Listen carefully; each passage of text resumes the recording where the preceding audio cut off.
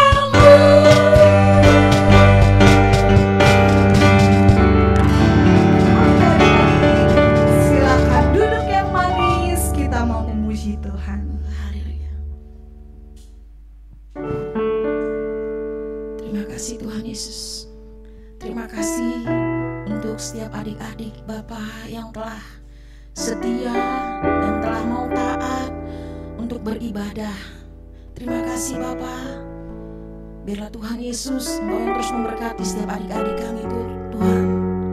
Terima kasih Tuhan. Biarlah pujian ini boleh memberkati setiap adik-adik kami Tuhan.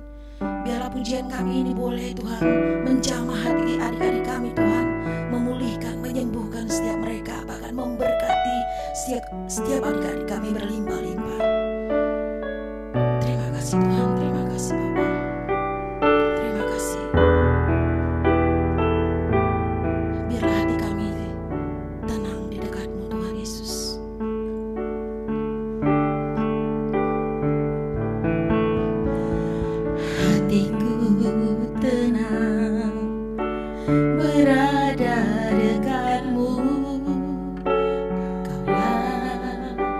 Jawaban hidupku.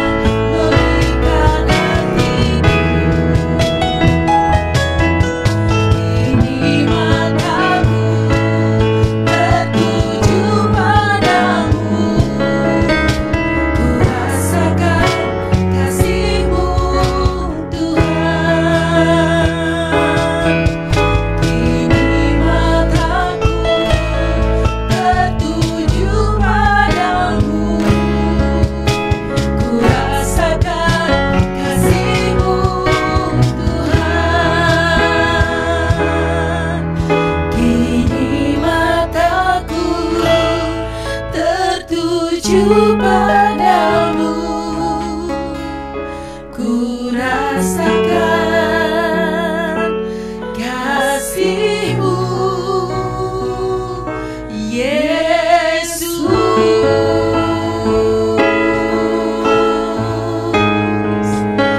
Oh haleluya, haleluya, haleluya. Mari siap adik-adik yang rindu terus mengasihi Tuhan, yang rindu terus menyenangkan hati Tuhan, angkat tanganmu sayang, angkat tanganmu dimanapun engkau berada saat ini. Mari berikan pujian, penyembahan yang terbaik untuk Tuhan. Berikan hatimu untuk Tuhan, berikan cintamu untuk Tuhan seperti cintanya Tuhan yang tak pernah habisnya dalam hidupmu. Haleluya, haleluya. Terima kasih Tuhan, terima kasih, terima kasih Bapa. Kau Allah yang baik, Kau Allah yang setia, Kau sahabat kami, menolong kami, memulih kami, menyembuhkan Yesus, Tuhan.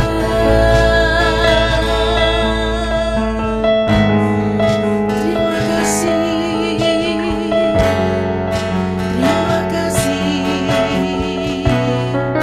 terima kasih, terima kasih, Jesus. Terima kasih Tuhan. Bersyukur untuk setiap adik-adik yang sudah taat, yang sudah setia Tuhan, beribadah Tuhan. Hanya di dalam nama-Mu Yesus kami bersyukur. Haleluya, haleluya, Amin. haleluya. Si adik-adik kita Haleluya. sekarang bangkit berdiri. Yes. Siapa di sini yang merasa bahagia bisa berkumpul walaupun lewat Saya. online? Tapi kakak percaya semua adik-adik di rumah berbahagia, Kak. Amin. Ayo kita mau angkat satu pujian kita hari ini, ku rasa Yes. bahagia.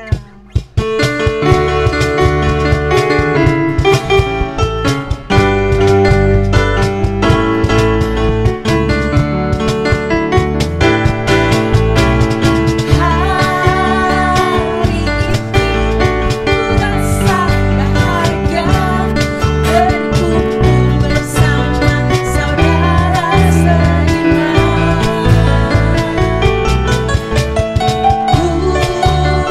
Tuhan Yesus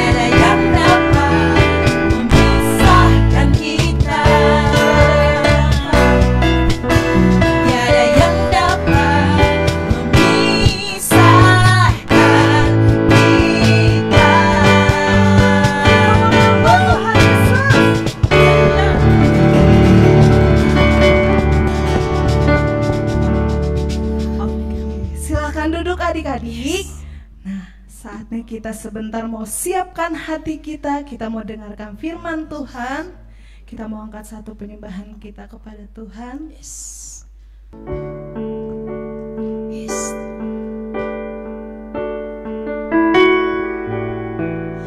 Yesus, sahabatku, kau mati bagiku, besarnya kasih-Mu,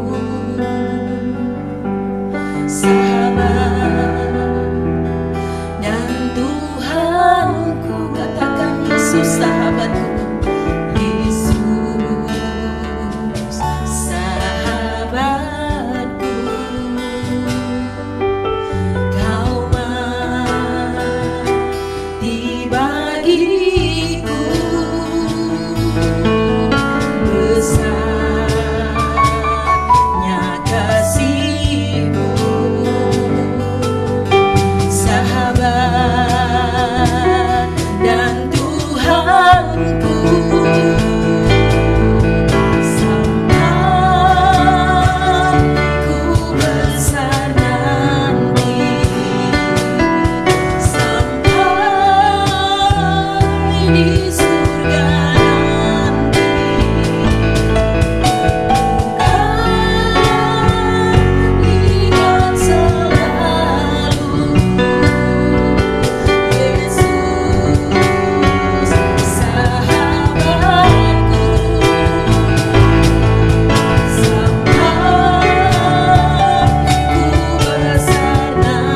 nanti, sampai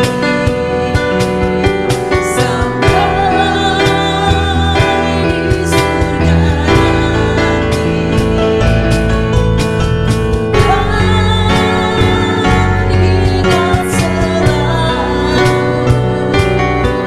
ingat selalu sampai ku besar, sampai ku besar nanti, sampai di surga nanti, bukan ingat selalu Yesus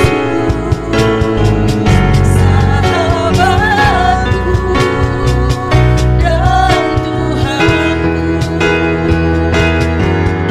Yesus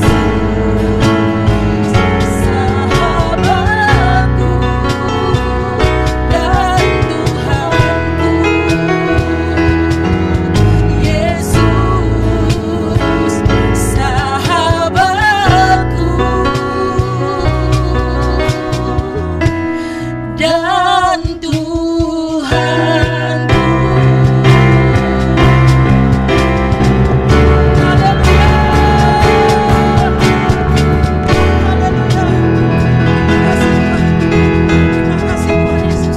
Tuhanku. Terima kasih Tuhan Yesus.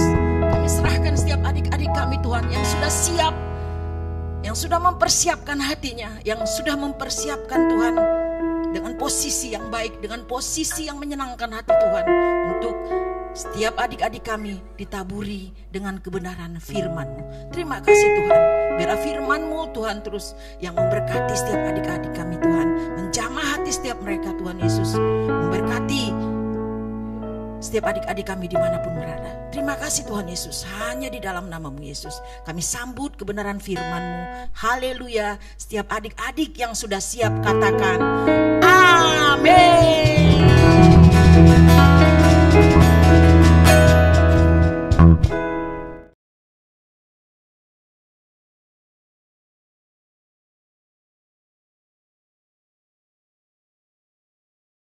Apa yang dimaksud dengan Pentakosta ketiga? 1.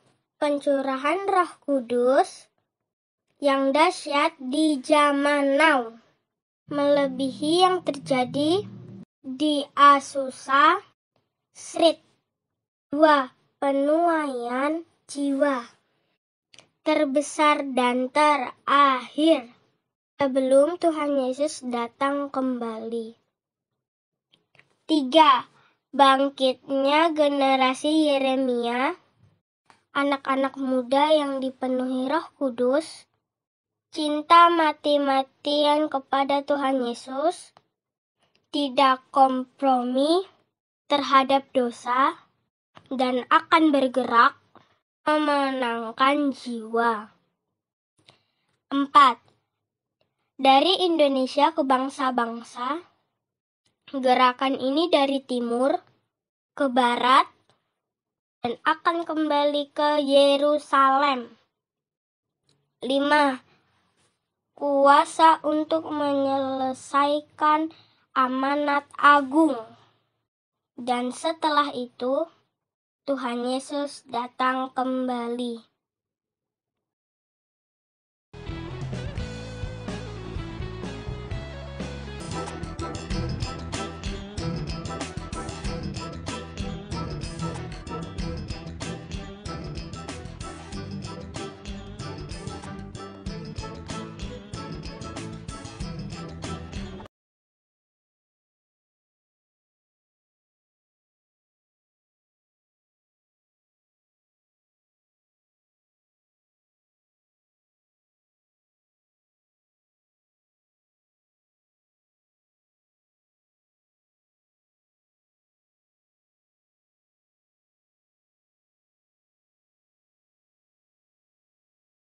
Halo, udah sampai mana bro?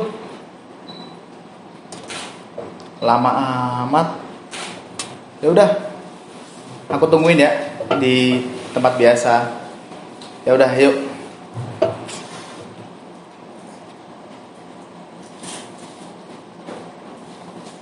Aduh, bro. Sorry ini telat.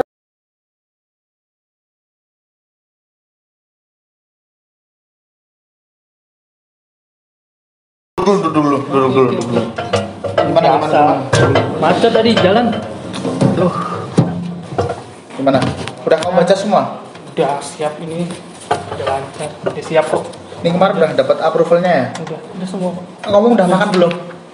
Gampang, gak usah makan. Buru-buru juga. Minum. Ya udah. Minum aja ya? Minum aja. Boleh. Pelan. Sini. Ya. Sini. Sih Pak, nih menunya Pak, bisa dilihat dulu. Ya.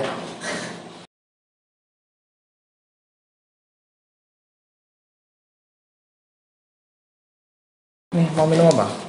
Wes air mineral aja lah. Biasa. Air mineral doang. Air mineral aja. Cemilannya? Usah. Ini soalnya. Jadi pesan apa ya Pak? Bentar, dia air mineral. Air mineral aja lah. Aku juga deh, air mineral juga. Oh, Dua ya? Oh, siap. Ya. Air mineral 2. Nggak usah yang dingin ya? Gak usah dingin, biasa aja. Biasa aja. Biasa. Oke. Ini. Oke, saya ulangin ya, Pak. Satu, Misi, dua. Pak. Ya Mas. Pertama, Satu ini. 2 ini ya. air mineral yang biasa. Dua ini ya. Iya Mas ya.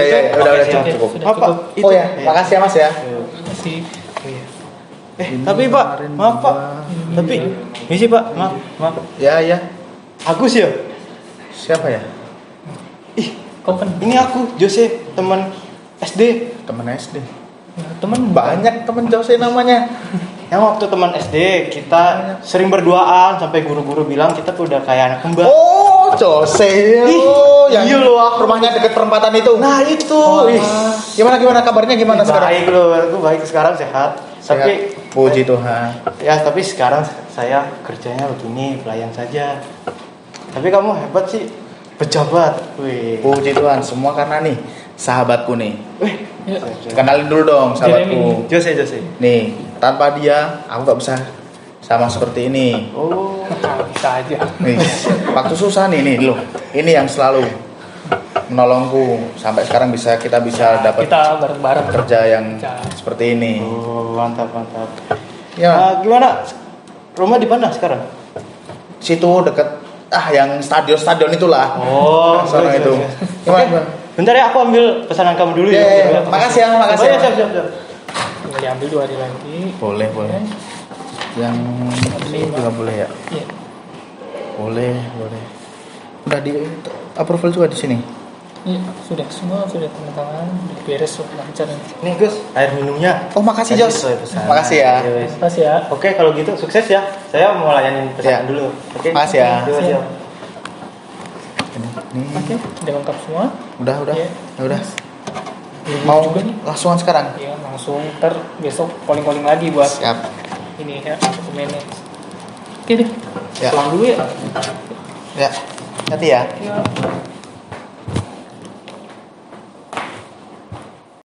Salam adik-adik, senang bisa melihat dan berjumpa dengan adik-adik lagi. Kakak udah kangen sama adik-adik. Nah, hari ini kita mau sama-sama belajar tentang kebenaran firman Tuhan melalui kitab 1 Samuel 18 ayat yang pertama sampai dengan ayat yang kelima. Kakak bacakan buat adik-adik semua. Berikutnya yaitu tentang Daud dan Yonatan. Ayat yang pertama, ketika Daud habis berbicara dengan Saul, berpadulah jiwa Yonatan dengan jiwa Daud, dan Yonatan mengasihi dia seperti jiwanya sendiri. Pada hari itu Saul membawa dia dan tidak membiarkannya pulang ke rumah ayahnya. Yonatan mengikat perjanjian dengan Daud karena ia mengasihi dia seperti dirinya sendiri. Yonatan menanggalkan jubah yang dipakainya dan memberikannya kepada Daud, juga baju perangnya, sampai pedangnya, panahnya, dan ikat pinggangnya. Daud maju berperang dan selalu berhasil kemana juga Saul menyuruhnya, sehingga Saul mengangkat dia mengepalai para prajurit. Hal ini dipandang baik oleh seluruh rakyat dan juga oleh pegawai-pegawai Saul. Nah, hari ini kita akan belajar tentang satu pribadi yang unik, yaitu Yonatan. Yonatan ini adalah putra Raja Saul. Dia adalah pewaris dari tahta Saul. Jadi boleh dibilang dia adalah putra mahkota. Adik-adik, Yonatan ini melihat keberanian yang luar biasa dalam diri Daud dan iman yang kuat dalam diri Daud yang tidak ada di dalam dirinya. Ketika peristiwa Daud mengalahkan Goliat, meskipun Yonatan juga adalah seorang pemberani. Nah, dengan dasar itulah Yonatan mengikat persahabatan dengan Daud. Yonatan ini pribadinya sangat unik, adik-adik ya. Yonatan adalah seorang yang ramah dan dia sangat mengasihi Daud. Meskipun dia adalah putra raja, tapi Yonatan ini mempunyai sifat yang rendah hati, ramah, tidak sombong. Nah, ini menjadi teladan yang baik buat kita ya adik-adik. Jadi dimanapun kita berada, kita harus selalu ramah dan selalu rendah hati. Kalau kita ramah, percaya, kalian akan punya banyak teman, kalian akan punya banyak sahabat. Modalnya ramah, ya, ramah dan rendah hati. Yang kedua, Yonatan ini adik-adik, dia tidak iri hati. Sekalipun ada orang yang lebih hebat dari dia. Daud yang adalah ketika itu adalah seorang gembala, tapi dia dipakai Tuhan luar biasa untuk mengalahkan Goliat. Dan Yonatan tidak sakit hati, tidak iri kepada keberhasilan Daud. Ini penting adik-adik. Dan yang ketiga, Yonatan menunjukkan penghargaan dengan memberi Daud hadiah. Ini lain sekali dengan sifat yang dimiliki oleh ayahnya, yaitu Raja Saul. Beda banget adik-adik. Raja Saul ketika dia mendengar yang kala itu dia sedang pulang sehabis mengalahkan bangsa Filistin, rakyat menyambutnya luar biasa. Wanita-wanita penari-penari menyambut mereka luar biasa. Dan dalam nyanyian mereka, dalam tarian mereka, mereka berkata dalam salah satu baitnya seperti ini: Saul mengalahkan beribu-ribu, tetapi Daud mengalahkan berlaksa-laksa. Nah, ketika Saul mendengar syair yang demikian adik-adik, hatinya panas, dia marah sekali. Dan dia berpikir, loh, kok aku cuma diperhitungkan beribu-ribu ya, padahal aku kan raja. Sedangkan Daud, kenapa diperhitungkan berlaksa-laksa? Kok dia lebih banyak dari aku ya, padahal aku kan raja, padahal aku kan orang yang berkuasa. Wah, bahaya ini. Daud harus disingkirkan. Kalau tidak, bisa-bisa jabatan raja akan jatuh ke tangan Daud. Adik-adik, itulah yang ada di pikiran Saul. Dan dia mulai membiarkan pikirannya dikuasai oleh iblis. Dan dia sejak saat itu, Alkitab berkata, dia membenci Daud. Adik-adik, dalam persahabatan, jauhkan perasaan benci adik-adik. Jangan pernah membenci saudaramu, temanmu, dan sahabatmu. Karena kebencian akan merusak persahabatan kalian. Ingat baik-baik ya. Nah, dari Yonatan ini kita belajar, sekalipun dia adalah putra raja, dia tidak menganggap itu semua menjadi kebanggaan. Tapi dia rendah hati, dan dia mengasihi Daud seperti dirinya sendiri. Nah, adik-adik, ketika Saul membiarkan pikirannya dikuasai oleh iri hati, kedengkian, maka Alkitab berkata, adik-adik, Saul dirasuki oleh roh jahat. Jadi adik-adik, kakak berharap kita semua membuang, kita semua menyingkirkan segala pikiran jahat yang akan merusak pertemanan kita, yang akan merusak persahabatan kita. Ya, hati-hati adik-adik ya. Nah, Saul ini tidak. Saul ini membiarkan dirinya dikuasai oleh iri hati, dikuasai oleh dengki adik-adik. Makanya iblis tidak menyia-nyiakan kesempatan itu. Dia merasuki Saul sehingga dia menjadi orang yang jahat adik-adik. Kok jahat kah? Iya, karena di ayat sesudahnya ya adik-adik. Karena di ayat setelahnya dikatakan di sini adalah keesokan harinya roh jahat berkuasa atas Saul sehingga ia kerasukan di tengah-tengah rumah, sedang Daud main kecapi seperti sehari-hari. Nah, Daud itu adik-adik pekerjaannya salah satunya selain mengembalakan domba, dia suka dipanggil oleh Raja Saul untuk memainkan kecapi. Karena dengan permainan kecapinya, Daud seringkali membuat hati Raja Saul itu tenang adik-adik. Makanya kita bersyukur ya di gereja kita suka diajarkan untuk kita banyak berdoa, memuji, menyembah Tuhan. Nah adik-adik, ketika Daud sedang main kecapi, iblis yang ada di pikiran Saul itu membisikkan di telinganya, tuh kesempatan itu, ayo bunuh Daud, mumpung gak ada orang. Dan adik-adik, karena pikiran Raja Saul dikuasai oleh iri hati adik-adik, dia tidak segan-segan mengambil tombak yang ada di dekatnya. Dan apa yang dilakukan adik-adik? Dia lemparkan tombak itu kepada Daud. Tapi puji Tuhan adik-adik, Daud sampai beberapa kali itu bisa menghindari lemparan yang tidak berapa jauh itu yang harusnya kena.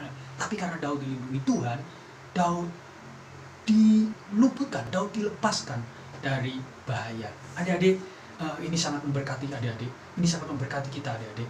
Kita tahu sekarang bahwa orang yang mengasihi Tuhan itu dijagai Tuhan, dilindungi Tuhan adik-adik. Hebat ya, luar biasa. Hebat sekali Tuhan kita adik-adik. Dan kita bersyukur punya Allah yang luar biasa hebat. Adik-adik, Daud begitu kaget, dia tidak habis mengerti kenapa ya Tuanku Raja, kenapa Raja Saul mau membunuh aku. Apa salah aku? Apa yang sudah aku perbuat? Berhari-hari adik-adik itu mengganggu pikiran Daud. Dan ketika ia bertemu dengan sahabatnya yaitu Yonatan, diceritakanlah isi hatinya kepada Yonatan. Dia berkata, Yonatan sahabatku, aku ingin menceritakan sesuatu kepadamu. Ketahuilah bahwa ayahmu berniat buruk terhadap aku. Dia berusaha untuk mencabut nyawaku. Yonatan kaget adik-adik, dan Yonatan tidak percaya.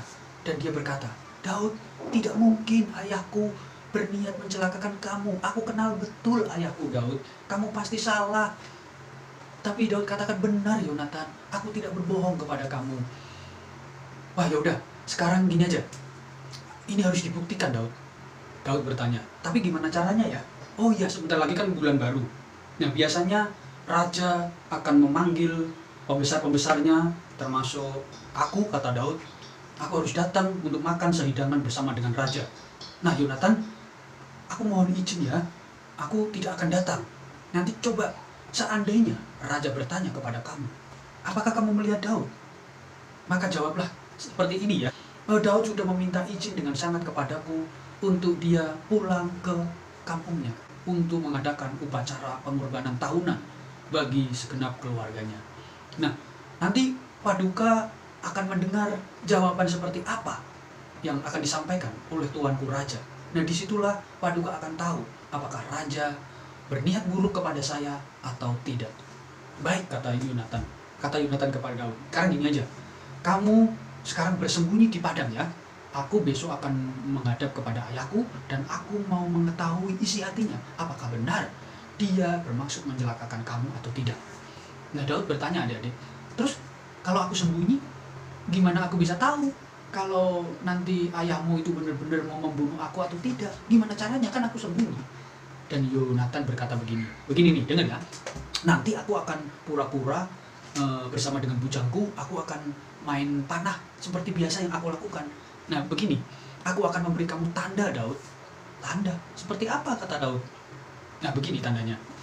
Aku akan, kamu nanti sembunyi di batu situ ya, yang aku tunjukkan itu ya. Kamu sembunyi di situ, dan aku akan bermain panah tidak jauh dari situ.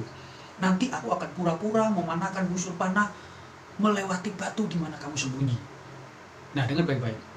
Kalau aku memerintahkan kepada bujangku untuk mengambil panah yang sudah aku lepaskan itu, dan kalau aku berkata, jangan cari di sini, cari di sana, jangan di sini, cari di sana, itu artinya kamu dalam bahaya. Kamu dalam bahaya. Kamu harus menyelamatkan diri kamu. Kamu harus menjauh dari ayahku. Tapi sebaliknya, ketika aku bilang, ngapain cari di sana? Cari di sini, cari sebelah sini. Jangan cari panah di sana, cari di sebelah sini. Itu artinya kamu aman, Daud. Kamu boleh keluar dan kamu tidak perlu takut lagi. Aku yang akan menjamin keselamatanmu. Nah, akhirnya Daud setuju adik. Dan akhirnya Daud sembunyi di padang di dekat bebatuan, dan dia menunggu kode tanda dari Yonatan untuk memastikan apakah dirinya aman atau tidak. Itu tanda yang diberikan oleh Yonatan sahabatnya. Dan benar adik-adik, keesokan harinya raja mengumpulkan semua pembesar, panglima, dan mereka makan sehidangan. Dan kursi yang seharusnya menjadi tempat duduk Daud itu kosong. Daud tidak menghadiri upacara undangan yang disampaikan oleh Raja Saul. Karena raja berpikir, oh mungkin nggak tahir kali ya, mungkin dia melakukan sesuatu hal yang membuat dia tidak layak untuk datang. Nggak apa-apa lah, nggak apa-apa. Tapi ditunggu, besok dan lusa ditunggu. Tapi dalam pertemuan yang kedua, ketika kursi Daud masih saja kosong, Raja Saul kembali bertanya kepada Yonatan, di manakah Daud anak Isai ini? Kenapa dia tidak datang? Kemarin sudah nggak datang, kenapa hari ini nggak datang juga? Maka Yonatan menjawab, paduka raja, Daud sudah meminta dengan sangat kepadaku, kepada hambamu ini, bahwa dia minta izin untuk pergi ke Bethlehem untuk mengadakan kurban persembahan bagi dia dan keluarganya. Maka izinkanlah dia untuk melakukan ibadah bersama keluarganya ini. Adik-adik, ketika Raja Saul mendengar perkataan Yonatan, Alkitab mencatat Raja Saul bangkit amarahnya. Dia bangkit, dia marah adik-adik, dan dia perintahkan untuk mencari Daud. Dan dia berkata kepada Yonatan, aku tahu ya kamu berusaha melindungi sahabatmu itu. Aku tahu bahwa engkau sangat mengasihi Daud. Dan Saul memarahi Yonatan. Dia berkata, Yonatan, kamu harusnya membela ayah. Kenapa kamu membela Daud? Orang yang bisa mengancam posisi ayah, bahkan mengancam posisi kamu sebagai pangeran, sebagai putra mahkota. Kenapa kamu membela musuh kita? Dan Yonatan, jawabannya luar biasa adik-adik. Paduka, kesalahan apa yang sudah diperbuat oleh Daud? Apa yang sudah dilakukannya? Bukankah dia banyak melakukan jasa yang besar buat bangsa kita, sehingga bangsa kita disegani, bangsa kita ditakuti, dan bangsa kita dilindungi oleh Tuhan? Tapi Saul karena pikirannya dikuasai oleh iblis, dia semakin marah adik-adik. Barulah dia tahu adik-adik bahwa ayahnya berniat jahat kepada Daud sahabatnya. Dan itu sangat melukai hatinya adik-adik. Itu sangat menyedihkan hati Yonatan, dan dia sangat terpukul, dia sangat hancur hatinya. Karena apa adik-adik? Karena dia tidak menyangka bahwa ayahnya punya niat yang sangat jahat kepada sahabatnya. Tapi adik-adik, apakah Yonatan memilih untuk membela ayahnya? Tidak adik-adik. Sebagai seorang sahabat dari Daud, Yonatan menunjukkan bahwa dia adalah sahabat yang terbaik buat Daud. Dia ingat kepada janjinya, agar akhirnya sore harinya dia datang ke padang di mana Daud bersembunyi di situ, dan seperti janjinya dia kemudian memanahkan busur panah, dan dia menyuruh bujangnya untuk mengambilnya. Ketika bujangnya itu berdiri di dekat di mana Daud sembunyi, Yonatan berteriak dari arah belakang, hei, jangan cari di sini, cari di sana, jangan di sini, di sana.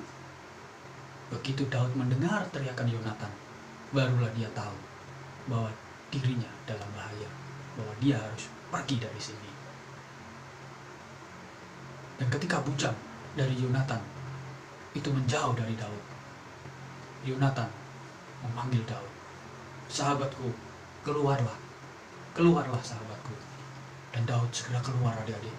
Dia berlutut di kaki Yonatan. Dia mengucapkan terima kasih kepada Yonatan. Daud berkata, "Tuhanku, kenapa engkau melindungi aku? Kenapa engkau membela aku, orang yang hina ini? Engkau bisa saja menyerahkan aku kepada ayahmu. Tapi apa yang engkau lakukan? Engkau malah melindungi aku." Yonatan mengangkat Daud dan dia memeluk Daud. Dia menangis, dia mendekap Daud dan dia menangis, adik-adik.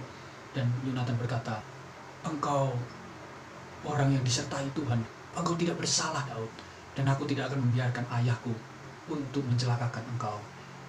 Tapi sebelum engkau pergi, aku minta ya Daud, dimanapun engkau pergi, jangan pernah melupakan aku. Jangan juga melupakan keturunanku. Ketika engkau nanti duduk sebagai Raja Israel, jangan melupakan aku ya Daud. Dan jangan binasakan keluargaku. Aku minta engkau berjanji." Daud, karena begitu besar kasihnya kepada Yonatan, Daud pun berjanji untuk tidak membinasakan keluarga Yonatan, adik-adik. Dan dia berjanji, ketika dia menjadi Raja Israel, dia tidak akan pernah melupakan Yonatan dan keluarganya. Adik-adik, mari kita belajar dari persahabatan yang indah antara Daud dengan Yonatan ini. Yang pertama, bersahabat itu tidak memandang kaya atau miskin. Yonatan sebagai putra raja, dia tidak membeda-bedakan Daud yang hanyalah seorang gembala, dan dia kasihi seperti dia mengasihi dirinya sendiri. Yang kedua, adik-adik, bersahabat itu setia dalam suka dan duka. Dan Yonatan sudah membuktikan itu, adik-adik. Ketika Daud dalam bahaya, ketika Daud sedang dikejar-kejar oleh ayahnya, berulang kali Yonatan melindungi sahabat ini. Yonatan tidak meninggalkan sahabatnya ini. Terus yang ketiga, adik-adik, bersahabat itu mau memberi dan rela berkorban. Pasal 17 ayat 17, seorang sahabat menaruh kasih setiap waktu dan menjadi seorang saudara dalam kesukaran. Nah, adik-adik, Yonatan membuktikan dan dia menunjukkan bahwa dia adalah seorang sahabat yang terbaik bagi Daud. Tapi ingat, adik-adik, ada seorang sahabat yang lebih baik dari siapapun juga di muka bumi ini, yang juga menjadi sahabat dari Daud dan kita semua. Siapa, adik-adik? Yesus. Dia adalah sahabat yang terbaik buat kita. Yesus memberikan nyawanya, memberikan hidupnya bagi kita semua, supaya kita diselamatkan, adik-adik. Dia rela mengorbankan dirinya, supaya kita tidak binasa, adik-adik. Kita memperoleh hidup yang kekal.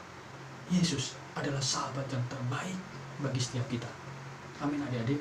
Saat ini dia sedang mengulurkan tangannya kepada kita semua, kepada adik-adik semua, dan dia bertanya kepada kita semua, maukah engkau menjadi sahabat sejati Tuhan? Maukah engkau menjadi sahabat sejatiku, kata Tuhan? Adik-adik, mari kita menjadi pribadi yang bersahabat dengan kita menjaga persahabatan kita. Dengan cara kita menjauhkan iri hati, menjauhkan dengki, menjauhkan kemarahan, dendam dari hati kita. Biarlah kasih Tuhan yang selalu mempersatukan kita semua, sehingga kita menjadi sahabat-sahabat di dalam Tuhan. Amin.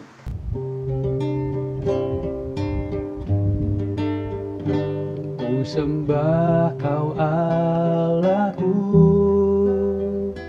Bapa dan sahabatku,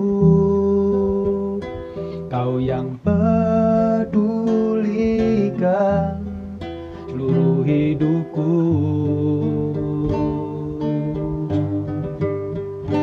Walau lewati lembah, aku tak ditinggalkan.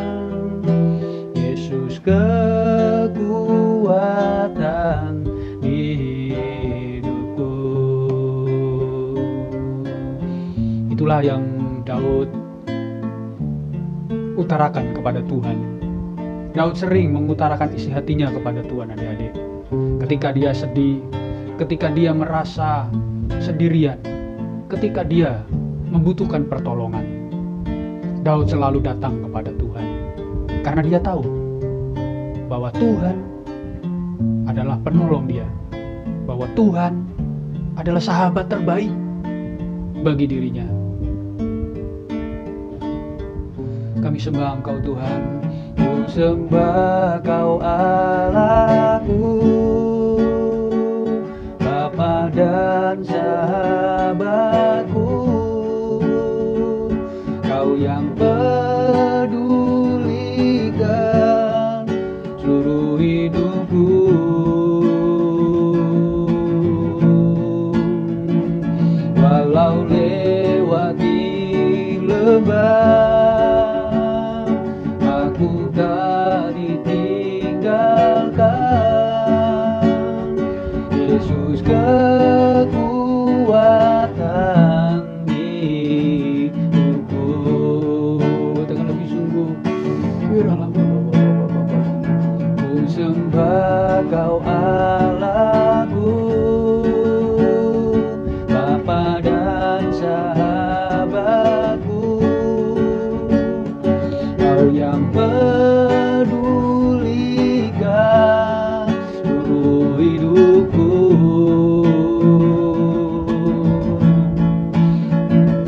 Walau lewati lembah, aku tak ditinggalkan. Yesus kekuatan hidupku.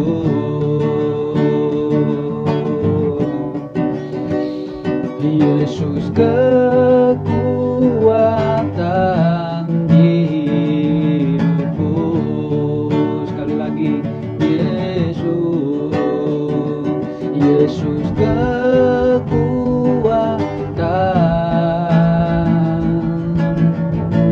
hidupku. Haleluya, Yesus. Amin. Tuhan Yesus memberkati adik-adik.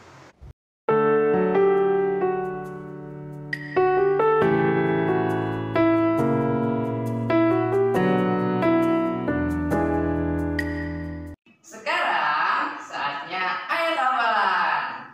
Ayat hafalan minggu ini dari Amsal 17 ayat 17.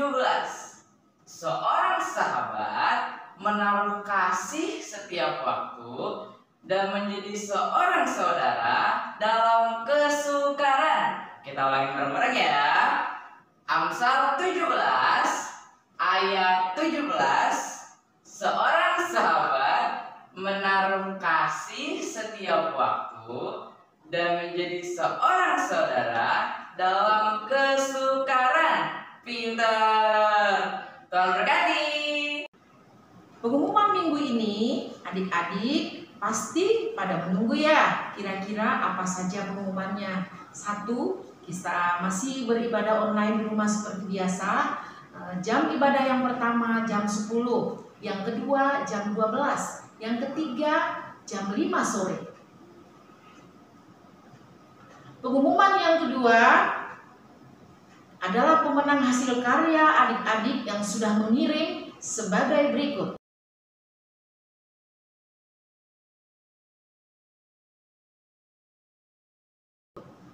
Bagi adik-adik yang belum terpilih, jangan bersedih, masih ada minggu depannya. Jangan lupa kirimkan hasil karyanya.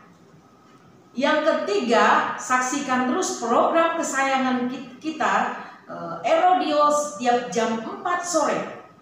Bersama Piho Radio di sana, kita bisa mendengarkan dan berbincang seputar firman Tuhan bersama teman-teman. Jangan lupa download ya aplikasinya sekarang juga. Dan jangan lupa tetap berdoa, baca Alkitab, taat sama orang tua, cuci tangan yang bersih, tetap semangat. Tuhan Yesus memberkati. Ayo adik-adik, kita mau berdoa, semuanya lipat tangannya, tutup matanya, ambil sikap yang terbaik buat Tuhan. Bapak, terima kasih Tuhan, hari ini ibadah kami telah selesai. Kami percaya Tuhan dari awal, pertengahan, sampai dengan akhirnya terus Engkau mengurapi setiap kami Bapak. Biarlah puji-pujian kami Tuhan boleh menyenangkan hati-Mu. Bapa, hari ini kami mau berdoa Tuhan buat bangsa kami Indonesia Tuhan. Biarlah di tengah pandemi ini Tuhan, terus boleh Engkau berikan kesehatan, kekuatan buat setiap orang Bapa.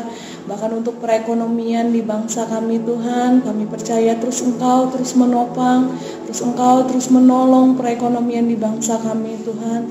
Bahkan kami juga mau berdoa untuk pemimpin bangsa kami Tuhan, untuk Presiden kami Bapak Jokowi Tuhan.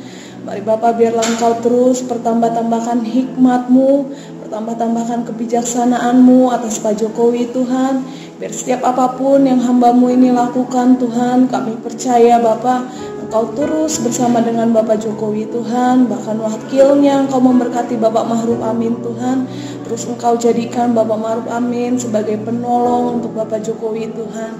Bahkan seluruhnya Tuhan, untuk para anggota DPR, MPR, bahkan semua pejabat-pejabat sampai yang di desa-desa Tuhan, kami berdoa untuk seluruhnya mereka Tuhan, biar Engkau tambahkan roh takut akan Tuhan atas mereka Bapa. Biar setiap mereka boleh menjalankan pekerjaan mereka dengan baik Tuhan, dengan bijaksana Bapa. Bahkan kami juga mau berdoa Tuhan hari ini Bapa, untuk setiap pemimpin gereja kami Tuhan, dari gembala pembina kami Tuhan, Bapak Niko Nyutora Harjo Bapak. Terus Tuhan, Kau terus pertambah-tambahkan visi dan misi-Mu atas hamba-Mu lebih lagi, untuk terus membawa setiap gereja-gereja-Mu semakin dekat Tuhan kepadamu Bapa. Bahkan kesehatan, kekuatan Kau tambah-tambahkan atas Pak Niko lebih lagi, atas keempat wakilnya Tuhan. Mari Bapak persatukan hati mereka lebih lagi Tuhan, untuk membawa setiap kami Tuhan lebih dekat lagi kepadamu. Bahkan untuk gembala sidang di tempat ini Tuhan, Bapak Wiweko Mulyono Tuhan, kami percaya Bapak, terus kesehatan, kekuatan Kau tambah-tambahkan atas hamba-Mu Tuhan. Terus Kau taruhkan Tuhan visi dan misi-Mu yang baru, yang lebih lagi atas hamba-Mu Tuhan, untuk terus Tuhan membawa GBI Rayon 8 Tuhan terus melekat kepadamu Bapa. Bahkan Tuhan Yesus, hari ini juga Kakak mau berdoa untuk setiap adik-adik yang ada di rumah, untuk setiap mama papa. Terus Tuhan, Kau taruhkan kesehatan-Mu atas setiap mereka yang ada di rumah Tuhan. Untuk pekerjaan mama papa Engkau berkati Bapa. Bahkan untuk adik-adik yang belajar dari rumah, Engkau yang memberkati Tuhan. Bapa, sebelum kami akhiri ibadah kami siang hari ini Tuhan, kami percaya Tuhan, kami mau terima berkat yang daripada-Mu melalui hamba-Mu Kak Yafet. Shalom adik-adik kasih Tuhan. Sungguh suatu sukacita yang besar. Walaupun di tengah kondisi seperti ini, Tuhan pasti menolong. Seperti tadi firman Tuhan dikatakan bahwa Dia adalah penolong yang luar biasa buat kalian. Kalian tentu pernah ditolong. Bagaimana rasanya ditolong Tuhan? Senang banget. Karena Dia begitu setia mengawal setiap kita. Ingat baik-baik, Dia penolong kita. Jangan pernah lari kepada yang lain, tapi lari kejar kepada Yesus, karena Dia akan menolongmu.